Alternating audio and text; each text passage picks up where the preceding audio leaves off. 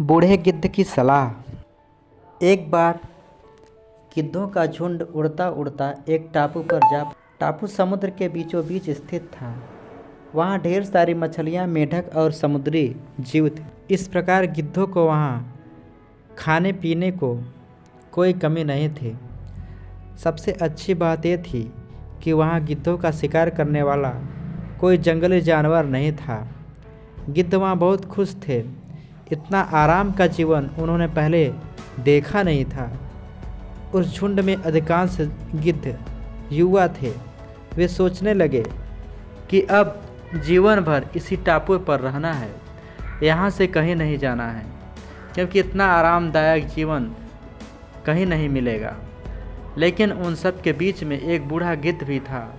वह जब युवा गिद्धों को देखता तो चिंता में पड़ जाता। वह सोचता कि यहाँ के आरामदायक जीवन का इन युवा गिद्धों पर क्या असर पड़ेगा। क्या ये वास्तविक जीवन का अर्थ समझ पाएंगे? यहाँ इनके सामने किसी प्रकार की चुनौती नहीं है। ऐसे में जब कभी मुसीबत इनके सामने आ गई तो ये क्या कैसे उसका मुकाबला करेंगे? बहुत सोचने के बाद एक दिन बूढ़े गिद्ध ने सभी गिद्धों की सभा बुलाई।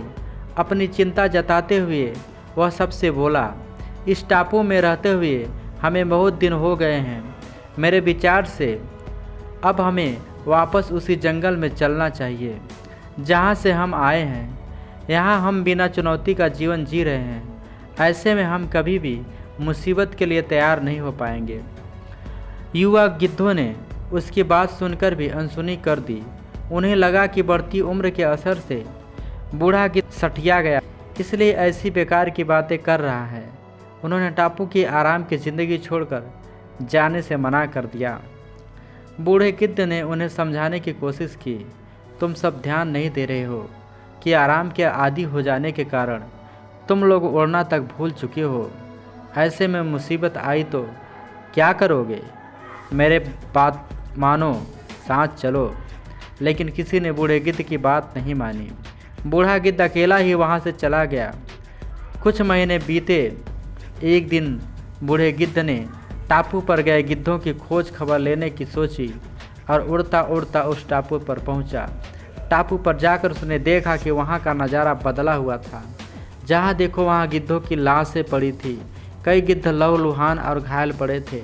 हैरान बूढ़े गिद्ध ने एक घायल गिद्ध से पूछा, ये क्या हो गया? तुम लोगों की ये हालत कैसे हुई? घायल गिद्ध ने बताया, आपके जाने के बाद हम इस टापू पर बड़े मज़े की ज़िंदगी जी रहे थे। लेकिन एक दिन एक जहाज़ यहाँ आया। उस जहाज़ से यहाँ चीते छोड़ दी। शुरू में तो उन चीतों ने हमें कुछ नहीं किया, लेकिन कुछ दिनों बाद जब उन्हें आभास हुआ कि हम उड़ना भूल चुके हैं, हमारे पंजे और नाखून इतने कमज़ोर पड़ गए हैं कि हम तो किसी पर हमला भी नहीं कर सकते और न ही अपना बचाव कर सकते हैं, तो उन्होंने हमें एक एक कर मार कर खाना शुरू कर दिया। उनके ही कारण हमारा ये हाल है। शायद आपकी बात न मानने का फल हमें मिला है। कहानी से सीख, अक्सर कंफर्ट जोन में जाने के बाद उससे बाहर आ पाना मुश्किल होता है। दोस्तों, अगर ये कहानी आपको पसंद आई हो तो वीडियो को लाइक एवं चैनल को सब्सक्राइब जरूर करना और कहानी कैसी लगी कमेंट बॉक्स में ज़रूर बताना।